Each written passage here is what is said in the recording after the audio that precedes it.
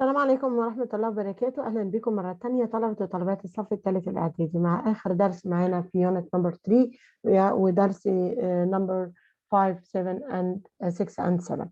النهاردة هنشتغل شرح من كتاب بيت باي بيت، لكن طبعا الشرح ممكن من أي كتاب، لكن احنا هنكمل برضو النهاردة شرح أسئلة كتاب المعاصر، وبإذن الله في الفيديوهات الجاية هنحل مع بعض كتاب بيت باي بيت بالكامل بالإضافة لكتاب الجيم.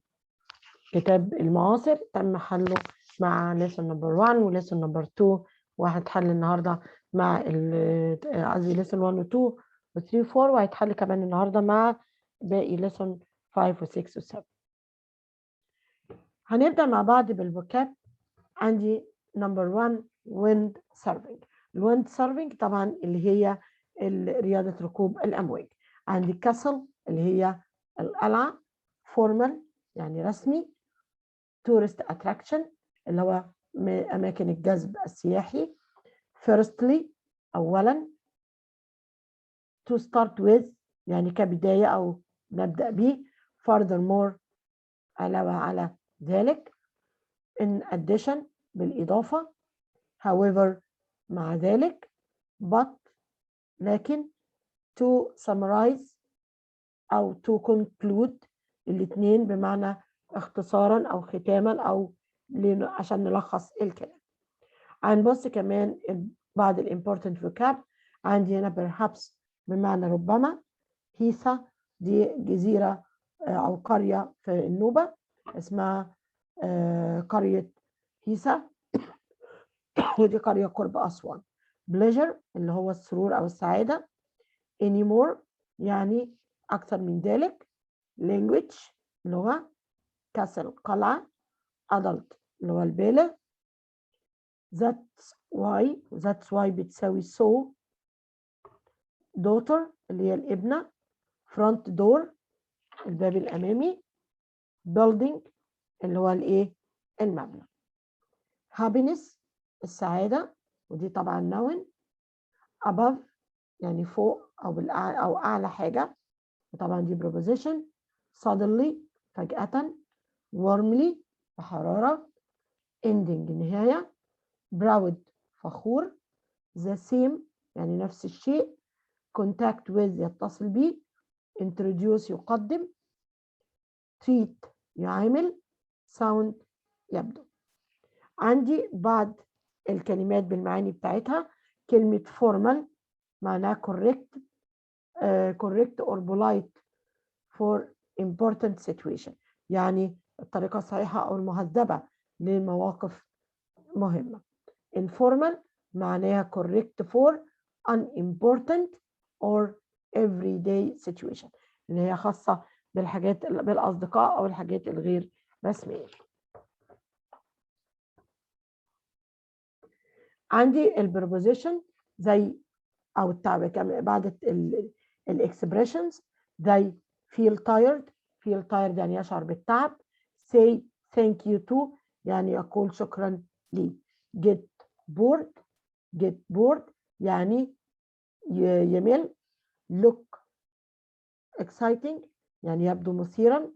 plan a project يعني يخطط مشروع. help each other يساعد بعضهم البعض.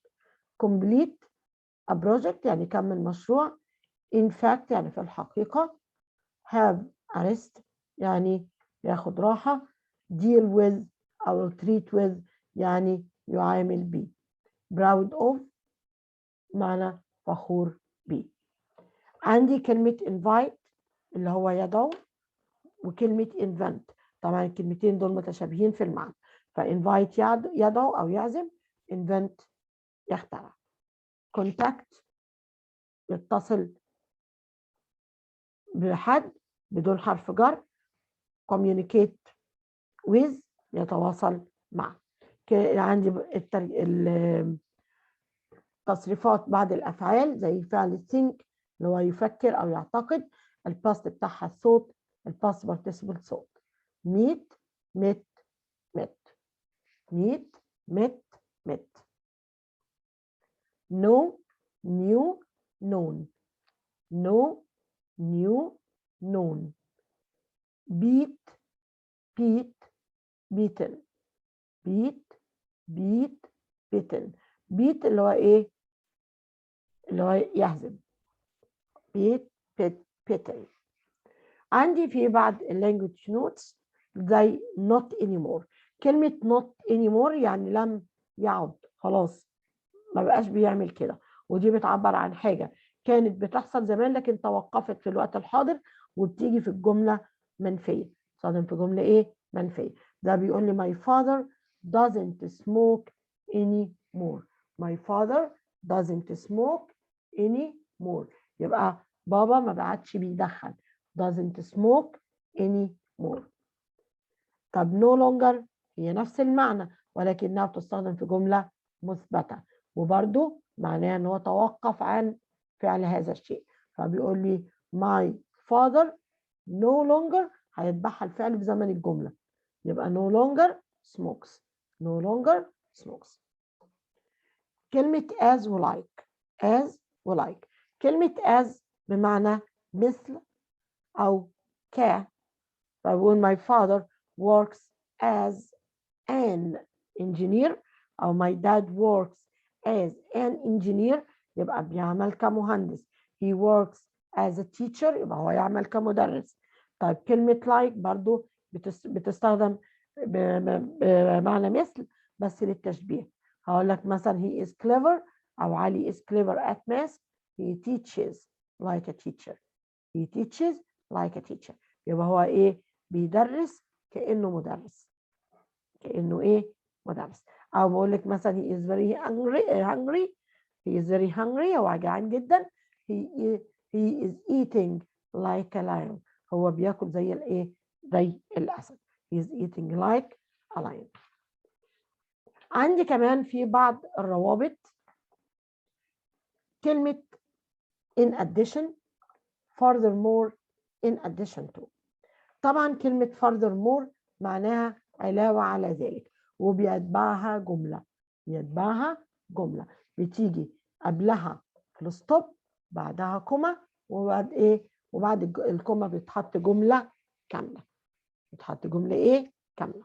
نفس الكلام in addition تيجي في بداية جملة اللي هي الجملة الثانية، يعني في قبلها فول ستوب، وبعدين يعني بتيجي بيكون في هنا جملة قبلها، دي هنا في جملة قبلها، يبقى جملة زائد furthermore كوما بعدين جملة تانية.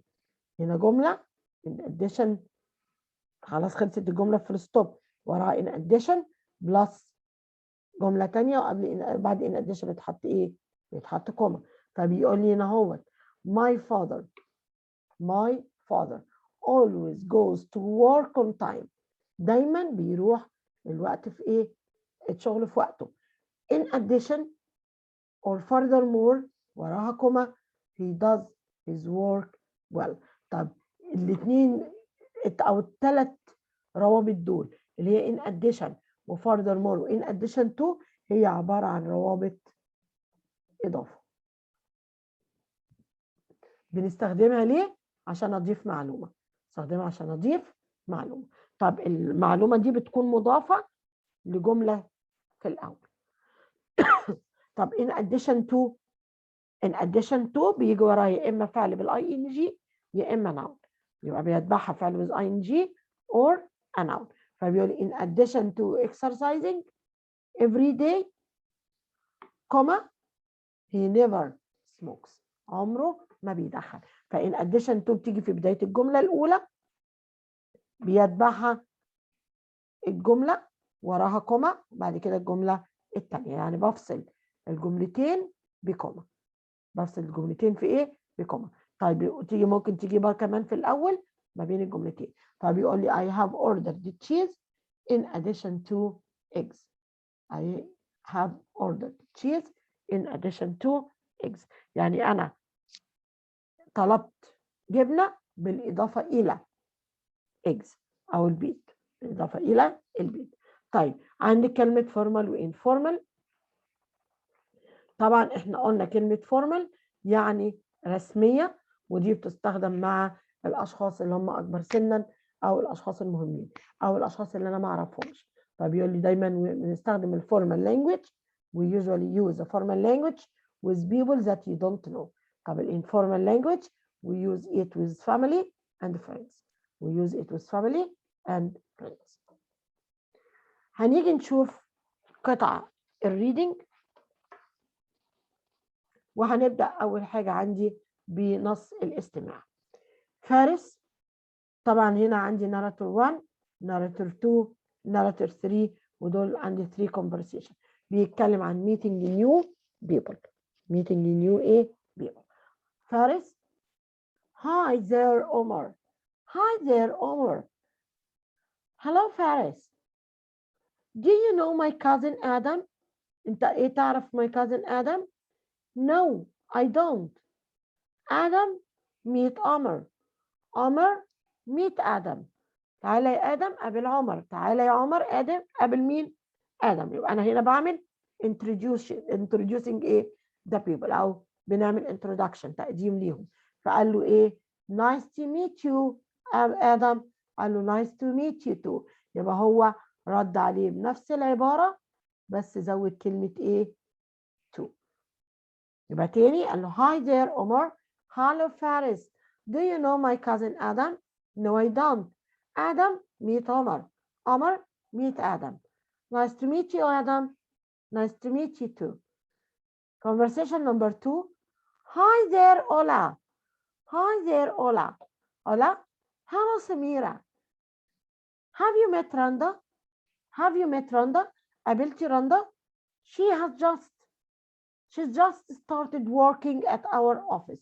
She's just started working at our office. يبقى هي لسه بادئه الشغل فين؟ في المكتب عندنا. No, we haven't met. It's a pleasure to meet you. It's a pleasure to meet you. Pleased to meet you too. It's a pleasure to meet you. برضو بنقولها لما نقابل حد ايه؟ غريب او بقابله لأول مرة. يبقى في الانترودكشن استخدمت هنا do you know فلان، بعدين بناديه آدم ميت كذا، عمر ميت آدم. فالتحية كانت nice to meet you. Nice to meet you too. هنا تلاقي ايه؟ have you met Randa? have you met Randa? فتلاقي ايه لما قدمتها لها تلاقي it's a pleasure to meet you. فهتقول لها ايه؟ pleased to meet you too سميرة. pleased to meet you too سميرة. good morning. ودي برضو تحية، دي بقى ما بين ايه؟ ما بين الأصدقاء. يبقى هنا ما بين الأصدقاء برضو هتلاقي هاي. تلاقي ايه؟ هاي. وهنا هتلاقي hi there. good morning. I'd like to introduce myself. هي بقى غريبة عنهم، قالت لهم hello good morning، ودي طبعا formal رسمية. good morning. I'd like to introduce myself. أنا عايزة أقدم نفسي. I am Sarah. I am Sarah. I am your new neighbor. I am your new neighbor. يعني أنا جارتكم الإيه؟ الجديدة. I am your new neighbor. هتلاقي pleased to meet you Sarah. I am Lamar. Pleased to meet you Sarah. I am Lamar. أنا لامار. And this is my mother. يبقى هي قدمت نفسها. هتلاقي pleased to meet you حيتها. قدمت نفسها هتلاقي I am Lamar. And this is my mother Mrs. Mansour. Pleased to meet you both. Pleased to meet you both يعني تسرني مقابلتكم انتوا الاثنين. Mrs. Mansour هتلاقي ايه؟ It's a pleasure to meet you too. It's a pleasure ايه؟ Pleasure to meet you too Sarah. Welcome to our neighborhood. Welcome to our neighborhood. يبقى أهلا بيكي فين؟ في neighborhood. عندي كمان conversation من الورك بوك page number 90. Mrs. Laila. Good morning class. I'd like to introduce myself. I am your new teacher Mrs. Laila. Good morning Mrs. Laila. يبقى هنا طبعا التيتشر بتقدم ايه؟ بتقدم نفسها.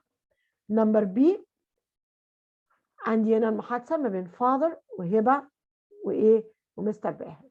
فاذر: هبة I'd like you to meet our new neighbor. هبة I'd like you to meet our new neighbor Mr. Baher.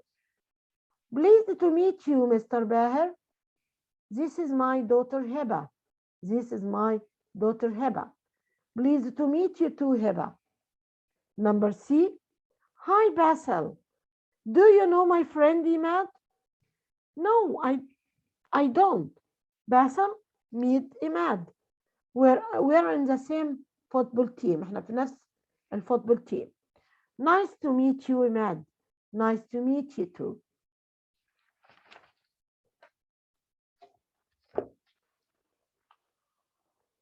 هنشوف كمان قطعة الريدنج من الستودنت بوك.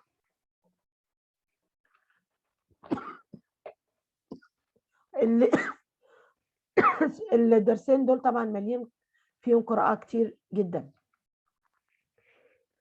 Firstly، وطبعا هنا بيحاول بيعمل لي ترتيب للأحداث. Firstly يعني أولا.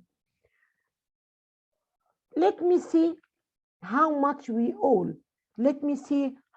we all love our children's library. يعني تعالى نقول شوف كده قد ايه كلنا بنحب مكتبة الأطفال بتاعتنا. However، مع ذلك، وهنا however فيها من نوع من التضاد، ودي عبارة عن روابط للتناقض. روابط ايه؟ تناقض، بتدل على التناقض. احنا كلنا معجبين we love our children's library. However it now needs some work. مع ذلك هي محتاجة some work. The children don't like it anymore. الأطفال ما بقاش بيحبوها because it looks old and needs painting. We want to encourage children to use the library again. عايزين نشجع الأطفال to use the library again. يبقى طبعا they don't like it anymore يعني لم يعودوا بيحبوها. At our community meeting، في اجتماع الكوميونتي بتاعنا، we decided to improve the building. طبعا improve معناها تحسنه أو get it better. We want to invite you to help. عايزين نساعدكم، ندعوكم ان انتوا تساعدونا. We got some ideas from the مشروع السعادة community project. مشروع السعادة هو عبارة عن مشروع اتعمل في قرية اسمها قرية هيسا في النوبة.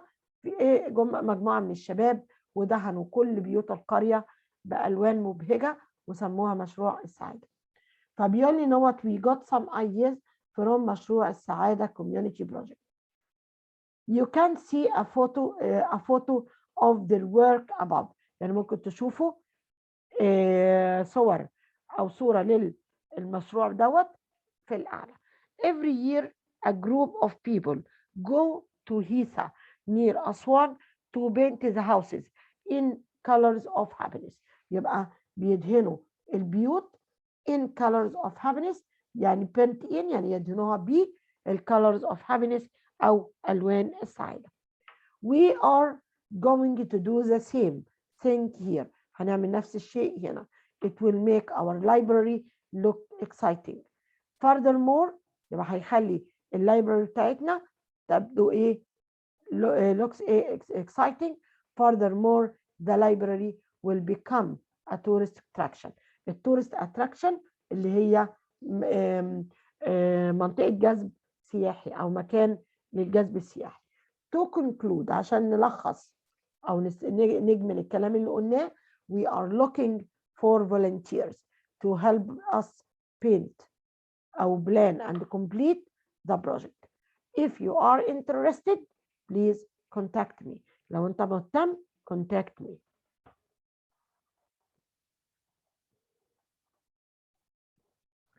عندي بالstudent book page number 31. I'd like to say thank you to the young woman. طبعا دي برضو اللي هي community matter. I'd like to say thank you to the young woman who helped me yesterday. I was walking along the pavement when I suddenly felt very tired. حسيت بالتعب فجأة. I am elderly. أنا عجوزة مسنة. You see, a young woman saw me and greeted me warmly. She encouraged me to sit down on a bench and have a rest. It was so wonderful to be treated with such kindness. That way, I am so happy. That's why I am so happy to live in this neighborhood. عشان ده السبب اللي يخليني مبسوطة إن عايشة في هذه في هذه المنطقة أو هذا الحي. Our community is so kind and helpful. عندي كمان another conversation. Are you enjoying that book? Are you enjoying that book? No, not really. No, not really. In fact, it's quite boring. In fact, it's quite boring. هو إيه؟ ممل شوية. What kind of books are you interested in? What kind of books يعني أي نوع من الكتب are you interested in? I like exciting stories. I thought this one looked good. اعتقدت إن شكله كويس. But as soon as I started reading it, I was disappointed. I read it last year. أنا قريته السنة اللي فاتت. But I thought it was amazing. The ending is surprising. النهاية غير متوقعة. Well, your review makes it sound very interesting. النقد بتاعك أو المراجعة بتاعتك أو رأيك اللي أنت بتقوليه ده يخليها تبدو شيقة. Perhaps I should finish it. يمكن لازم أنا إيه أخلص.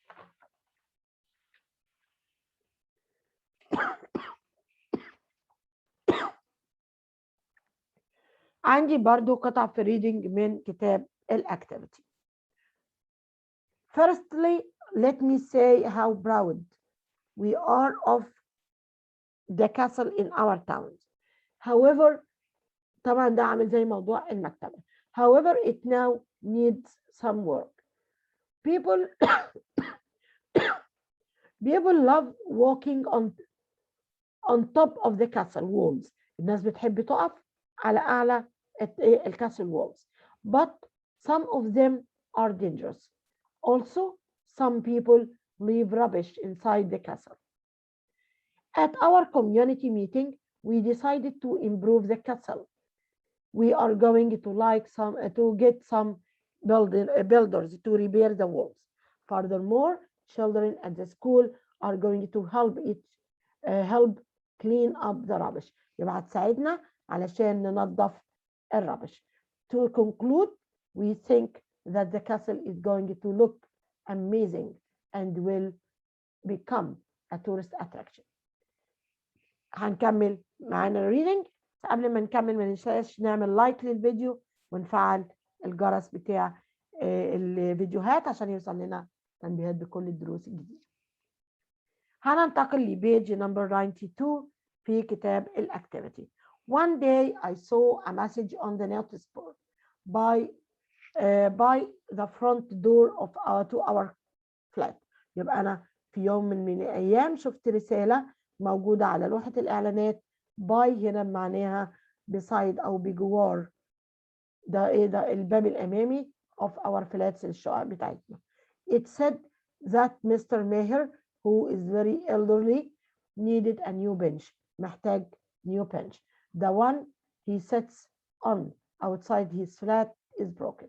يبقى الكرسي اللي هي أو المقعد اللي بيقعد عليه خارج شقته اتكسر. So I encouraged all my neighbors to help to buy him a new one. Some men delivered it this morning. بعض الرجال وصلوه النهارده في الصبح. Mr. Meher was very surprised when it arrived. Mr. Meher كان طبعا مندهش. Mr. Meher was very pleased by our kindness. Our neighborhood is very friendly and we like to help each other. آخر قطعة ريدنج عندنا فيديو شير. الفيديو سكريبت. طبعا الفيديو سكريبت ده موجود على موقع الوزارة.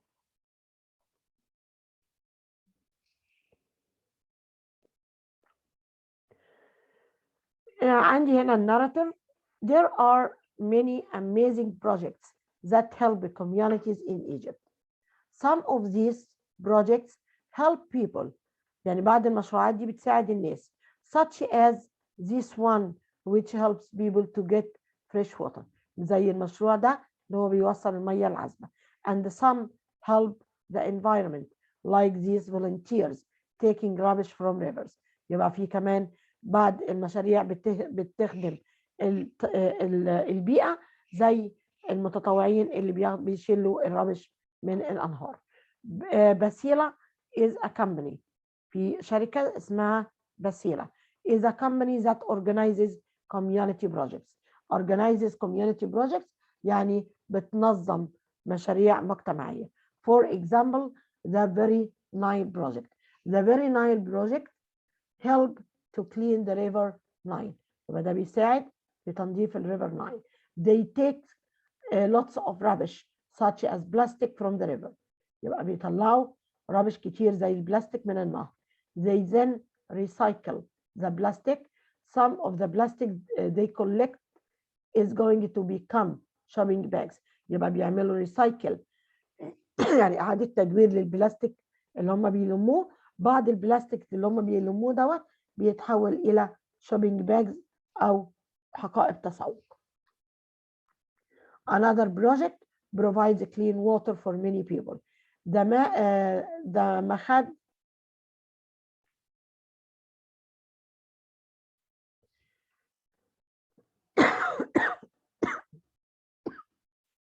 The Macad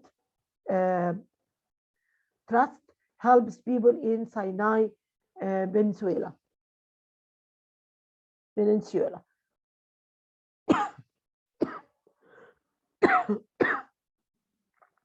دي اللي هي شبه جزيرة سيناء. They teach children to keep bees. بيعلموا الأطفال إن هم they teach people to keep bees. بيعلموا الناس إن هم إيه يربوا النحل.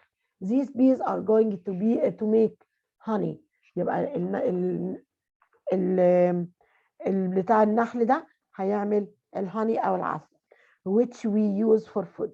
The Macad Trust also creates يعني بتخلق gardens أو بتنشئ gardens so people can grow their own food.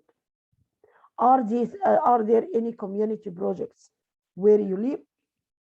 What do they do to help your community? بكده خلصنا الجزء الخاص بالريدنج. هننتقل لحل الأسئلة. بس قبل ما نحل الأسئلة هنشوف حاجة بسيطة جدا اللي هي اللانجوج فانكشن. طبعا زي ما احنا اتعرفنا ان انا عندي فورمال لانجوج وانفورمال لانجوج، ففي عندي كمان فورمال جريتنج وانفورمال جريتنج. لما اجي اقابل حد لو انا الحد ده ما اعرفوش فبقى وعايزه اقدم له حد فبقول له have you met فلان، have you met فلان، او have you been introduced to فلان، او you been introduced to فلان. طيب التحيه هتبقى ازاي؟ استخدم how are you، pleased to meet you، I'd like to introduce myself، انا عايز اقدم نفسي، it's a pleasure to meet you. طيب لو هي informal هحييه بكلمه hi او how is it going. لو عايزه اقدمه هقول له ادم ميت عمر، ادم ميت عمر، او I'd like you to meet my friend، I'd like you to meet my friend. طب هيقول له ايه لما يتقدم له؟ هيقول له pleased to meet you. ممكن اقول له برضه have you been introduced to، هل قابلت فلان؟ هقول له nice to meet you برضه لو انا بقابله لاول مره. طب هنشوف الديالوج ده مع بعض. Hassan and Nabil are discussing the weekend plan. Hi Nabil, do you know my friend Adel؟ فقال له ايه؟ Well, would you like to join us؟ ممكن يقول له ايه؟ يبقى no I don't، انا ما اعرفوش. طبعا انا بجاوب باللي بسأل بيها هعمل كروس، يو هتتحول الى I، يبقى no I don't. Well, would you like to join us؟ تحب تنضم لينا؟ We are painting the school walls tomorrow. احنا هن ايه؟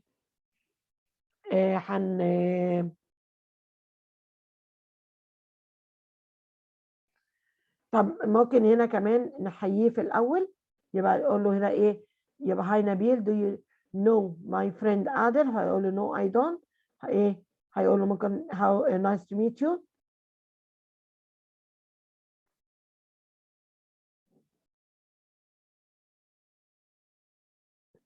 فقال له well would you like to join us we are painting the school walls tomorrow. هيقول له sure، هيقول له at 8 o'clock. يبقى إيه؟ يبقى يقول له what time؟ what time ممكن أقول له age، ممكن أقول له should I come أو shall we start.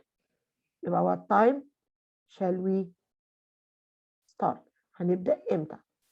فقال له at 8 o'clock AM. where can we meet، هنتقابل فين؟ هما هيبدأوا يلونوا المدرسة، يبقى ممكن يقول له إيه؟ we can meet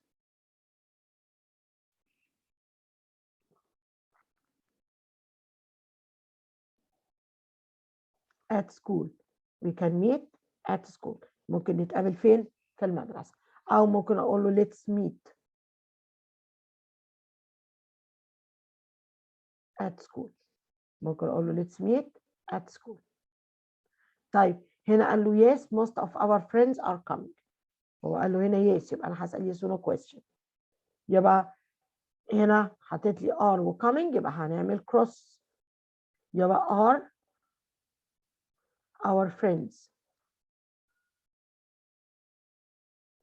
are our friends coming.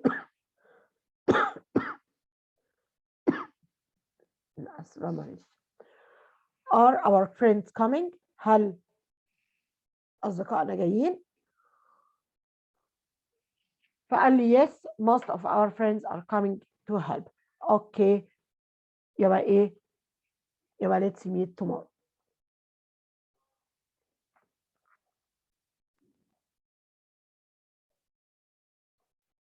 يبقى اوكي let's meet tomorrow.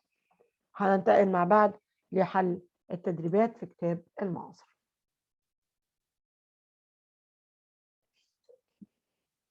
دلوقتي هنبص مع بعض على exercise الخاص بالفوكاب في كتاب المعاصر page number 175. 175.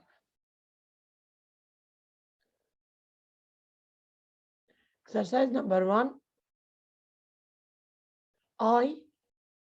number 1 sorry enter the website. secondly يعني ثانيا fill in the form. يبقى طبعا أول ما ببدأ في الترتيب يبقى firstly أولا enter the website. secondly fill in the form. number 2 نقط we are looking for builders to help us complete the building. يبقى طبعا we are looking for builders يعني بندور على builders أو بنايين. يبقى طبعا to conclude. is the state of feeling or showing pleasure. is the state of feeling or showing pleasure اللي هي حالة الشعور أو إظهار السعادة، وطبعا دي اللي هي happiness. number 4 she was ill يعني كانت إيه؟ مريضة. she was ill she went to the club this morning. هي كانت مريضة وذهبت إلى الكلاب this morning. يبقى طبعا مع إيه؟ مع ذلك she went to إيه؟ to the club. مع ذلك يبقى إيه؟ يبقى طبعا however لأن هنا في تعارض.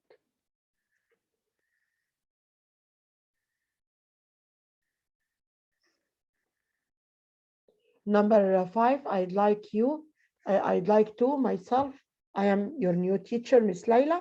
يبقى طبعا I'd like to introduce myself. أنا عايز أقدم إيه؟ أقدم نفسي. you usually use language with people you don't know. مع الناس اللي انت ايه ما تعرفهاش. طبعا يبقى you usually use formal language. هستخدم formal ايه language. when you write a or an you can use the expression to summarize عشان ايه ألخص. يبقى ده بنعملها في الانترودكشن اللي هي المقدمة، ولا الجريتنج تحية، or conclusion اللي هو الاستنتاج او التلخيص او اللي هو الايه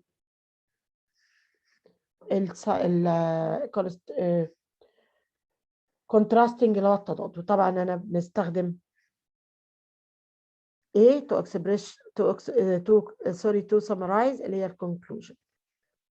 يبقى when we write a conclusion.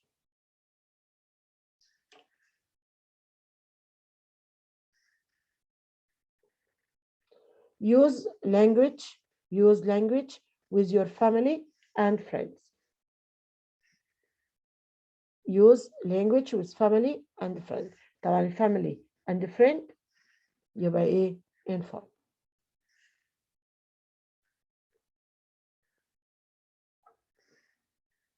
I think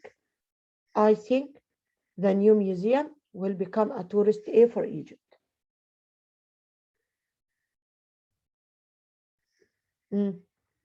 I think the new museum will become a tourist for Egypt. يبقى طبعا a tourist aid attraction. Can be practiced on water when it is windy. طيب ايه اللي هعمله على المية لما تبقى windy؟ يبقى طبعا الwind ايه؟ الwind surf. If you are interested to come with me, لو انت مهتم انك تيجي معايا please not me. يبقى طبعا please contact me لان هنا مفيش preposition. Shireen is a friend of طبعا a friend of mine يبقى صديقة ليا. Conclude good always wins يبقى طبعا هنا to conclude. good always wins يعني الخير دايما بيكسب او هو اللي بيدوم. نوها sorry, what's the problem? Your bike باسم. What's the problem? Your bike باسم. طبعا يبقى what's the problem with يعني ما الأمر بكذا. Noah works a volunteer in a community charity يبقى طبعا works as a volunteer. He is so hungry he is eating a horse يبقى طبعا he is eating like a horse.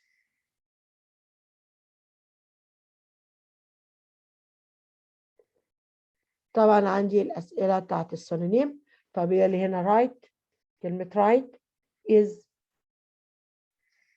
is the synonym of كلمة right is the synonym of is the synonym of ايه؟ يبقى اللي هي المرادف لكلمة ايه؟ طبعا right means correct. صفحة 177 معلش التصوير مش واضح فمعلش هنسيبها. هننتقل لبيج نمبر 178. read and complete and conclude project clean informal. We usually use language with friends يبقى طبعا with friends يبقى informal language. Number 2 we are going to up the rubbish يبقى طبعا clean up. What is your about يبقى what is your project about. 2 we are looking for volunteers to help يبقى to conclude.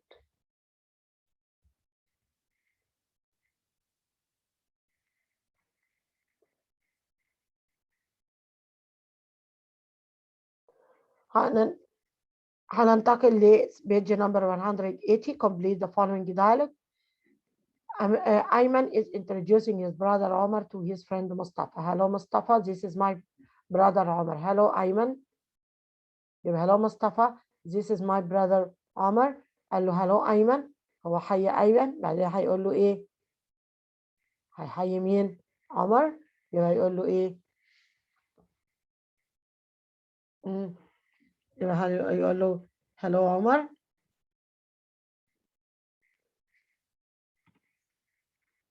How do you do? Hello عمر. How do you do? أو ممكن يقول له hello بس عشان هنا إيه؟ sorry. يبقى hello. How do you do عمر؟ قال له where are you going؟ طيب هنا هيرد عليه عمر يقول له إيه؟ هو هنا قال له how do you do؟ يبقى ممكن يقول له إيه؟ nice to meet you أو pleased to meet you. طبعا دي للتحية. where are you going؟ انتوا رايحين فين؟ قال له we are going to the supermarket too. احنا كمان رايحين السوبر ماركت. يبقى هو هيقول له ايه؟ هو سأله انت رايح فين؟ هيقول له ايه؟ I'm going to the supermarket. انا رايح السوبر ماركت. قال له ايه ده؟ ايه الصدفة الحلوة دي؟ احنا كمان رايحين السوبر ماركت. We are going to the supermarket too. سأل سؤال قال له to buy some groceries. رايحين ايه؟ هنشتري. يبقى يقول له ايه؟ why. ماشي. يبقى ممكن اقول why واسكت او اقول له why are you going there. why are you going there؟ انت رايح هناك ليه؟ to buy some groceries. فهنا قال له of course you can join us. of course you can join us. يبقى يقول له طبعا هنا of course بيقول لي of course you can. يبقى تبقى can. هقول له can you ولا can I؟ برافو عليكم. يبقى can I لأن أنا هحول الضمير. يبقى can I join can I join you؟ can I join you؟ ممكن انضم ليكم. Number 2, choose the correct answer. When I met my teacher, he not me warmly. Told, spoke, greeted, shouted. يبقى أنا لما قابلت المدرس بتاعي he greeted me warmly يعني حياني بحرارة. We use to conclude. بنستخدم كلمة to conclude to write a or an at the end of the topic. في نهاية التوبيك عشان أكتب إيه؟ أكتب introduction, conclusion, greeting or result. طبعا to write conclusion. We can use when we leave someone. لما غادر حد يبقى we can use pleased, bye, good evening, hi. يبقى هنستخدم طبعا bye لأن أنا بتركه. We can use good morning as a or an in the morning as a conclusion, introduction, greeting, reason. يبقى طبعا greeting in the morning. I can't find my English book. I will look it in the living room. يبقى طبعا هدور عليه. يبقى looking for. My mother asked me not to the same thing. Then I make a mistake. I should not repeat my mistakes. يبقى my mother asked me not to the same thing. ما أعملش نفس الشيء. When I make a mistake, I should not repeat my mistake. يبقى طبعا كلمة thing تاخد معاها verb do.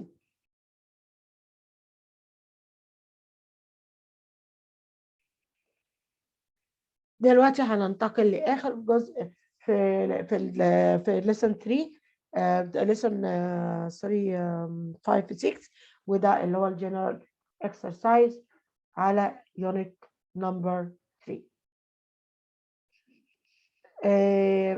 قبل ما نبدأ في الامتحان ما ننساش ننزل تحت للفيديو وندوس على زرار اللايك ونعمل سبسكرايب في القناة ونعمل الجرس على كلمة all. Exercise number 1 بيقول لي complete the following dialogue. Ashraf is meeting a tourist in the Egyptian museum. Welcome to Egypt. How do you do? يبقى هيقول له ايه؟ hello. يبقى هيقول له nice to meet you أو pleased to meet you.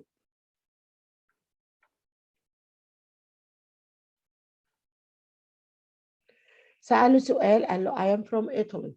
I am from Italy. يبقى هيقول له ايه؟ برافو أنا سامعة الإجابات. يبقى where are you from؟ where are you from؟ يبقى أنت جاي منين؟ يبقى قال له أنا من إيطالي. فقال له I will stay for a week. I will stay for a week. طبعا for a week دي بتبقى مدة يبقى تسأل عنها ب how long. يبقى how long عندي I will تبقى will you stay. How long will you stay?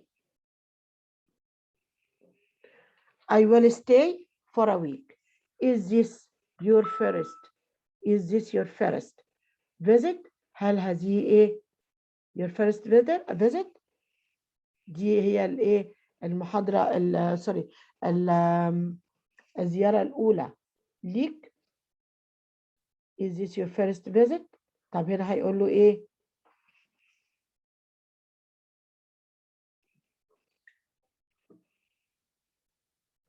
قال I have come here 3 times before. انا جيت هنا 3 مرات قبل كده. يبقى يقول له ايه؟ no. تمام. انا عندي is this يبقى تتحول الى it. is هتبقى isn't. What's your opinion about the Egyptian people؟ ايه رايك في Egyptian people؟ يبقى really I like them very much. يبقى ممكن اقول له ايه؟ they are friendly or they are kind. I really like them very much. هنيجي لقطعة الcomprehension.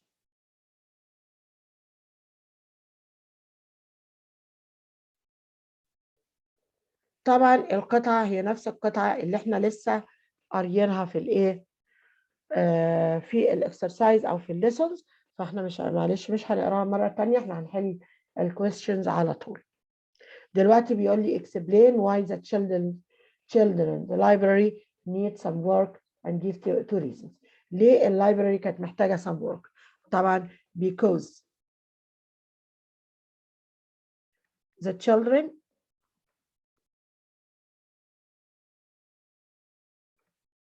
they don't like it anymore.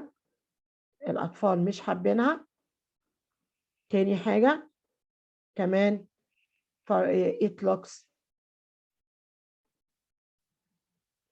old.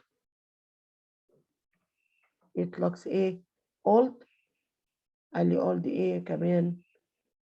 and it looks old and ايه and needs painting. يبقى it looks old and needs painting.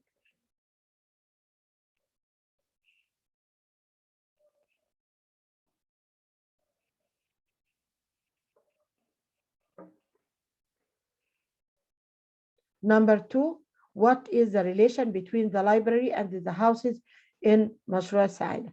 ايه العلاقة ما بين اللايبرري والبيوت اللي في مشروع السعادة؟ ان هما they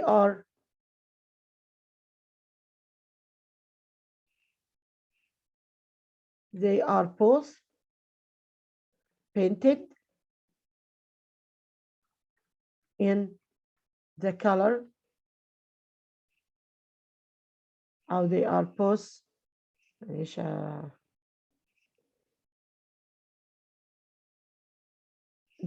both going to be painted. يبقى هما الاثنين هيدهنوا in the color of happiness. in the color of ايه؟ of happiness. اللي هما الاثنين بيدهنوا او هيدهنوا بالوان الايه؟ بالوان السعاده. Number 2, in your point of view، يعني من وجهة نظرك are libraries important؟ why and why not؟ هل المكتبات مهمة؟ طبعا of course yes. يبقى yes of course. أكيد هي طبعا إيه؟ مهمة. طب why بقى؟ why؟ يبقى because they encourage children أو مش شرط children عامة، يبقى it encourages people to read and get more information. يبقى بتشجعهم على القراية والحصول على الانفورميشن.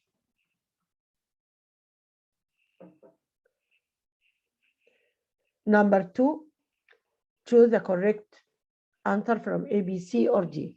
Number 4, the passage is about. القطعة دي كلها هل هي عن renewing the children's library اللي هو إعادة تجديد مكتبة الأطفال، ولا الفولنتري وورك اللي هو العمل التطوعي، our community اللي هو المجتمع، مشروع السعادة. طبعا الباسج كلها كانت بتتكلم عن ايه؟ كانت بتتكلم على تجديد مكتبة مكتبة الأطفال، وكمان اتكلمت عن مشروع السعادة. فهو كان بدأ قال لي we all love the children library but it needs some work، محتاجة بعد الايه؟ الورك.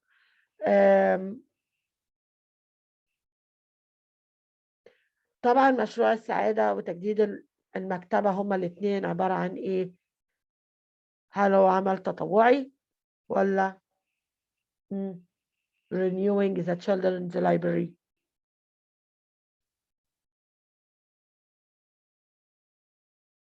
يبقى طبعا الكلمة عن الفولنتري work.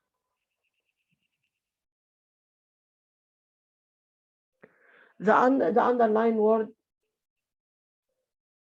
pronoun it refer to project, community, painting, library. طبعا فين كلمة it؟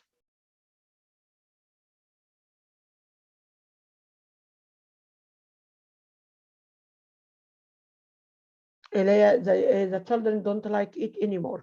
طبعا the children don't like it anymore تعود على اللايبرري. معلش سوري النمبر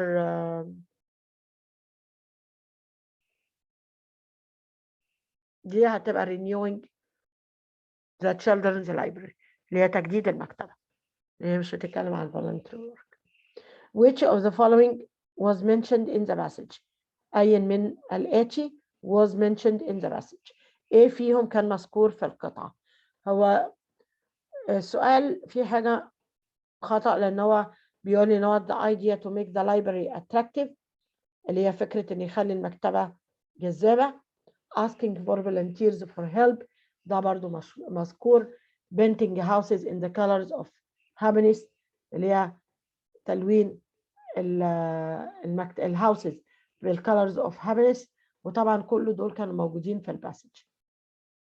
فاللي مش موجود اللوكيشن of the library. فهو السؤال هنا تقريبا كده فيها جملة مفقودة اللي هي دي مش was، هتبقى ايه؟ wasn't mentioned، مش wasn't mentioned.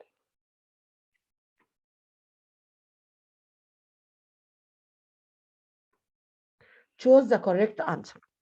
We should take part in our community. طبعا community events اللي هي الأحداث المجتمعية. All people should have equal opportunities. It was very to sit under that tree drinking some tea. يبقى it was very pleasant. We all often listen to our local radio. كلنا لازم بنستمع إلى our local radio إيه؟ طبعا radio station اللي هي الإذاعة المحلية يوميا. Your brother or sister's son is your ابن أخوك أو ابن أختك، يبقى is your nephew. is your nephew. أحمد is not at school today because he is. يبقى أحمد مش في المدرسة النهاردة because he is good, careful, ill, well. طبعا يبقى because he is ill. I was very to learn how many people didn't have enough food. طبعا I was، أنا هنا بوصف شعوري أنا، يبقى I was surprised not I was bored. طبعا ما ينفعش بالING. What time deliver the new washing machine؟ What time deliver the new washing machine؟ طبعا هنا question هبدأ بالفعل مساعد في الأول، يبقى طبعا اللي بيبدأ في الفعل المساعد رقم B ورقم C. طبعا الجملة في المضارع يبقى الإجابة رقم B. أمير intends to fix her broken laptop next week. يبقى هي هتصلح البروكن laptop next week. This meant that she's going to fix it. يبقى هي بتنوي يبقى she's going to fix it. The community center closed on Saturday next week. يبقى طبعا is going to be closed. complete the sentences with the correct form. When they going to go shopping. طبعا هنا question يبقى when أنا عندي الفاعل are they يبقى تاخد are. When are they going to go shopping? When are they going to go shopping? Where you go to watch the match tomorrow. برضو هنا عندي you يبقى برضو where are you going to. طبعا to موجودة. watch the match tomorrow. Adam go to take an English course next summer. يبقى is going to take. I not going to travel to Luxor this week. يبقى طبعا I'm not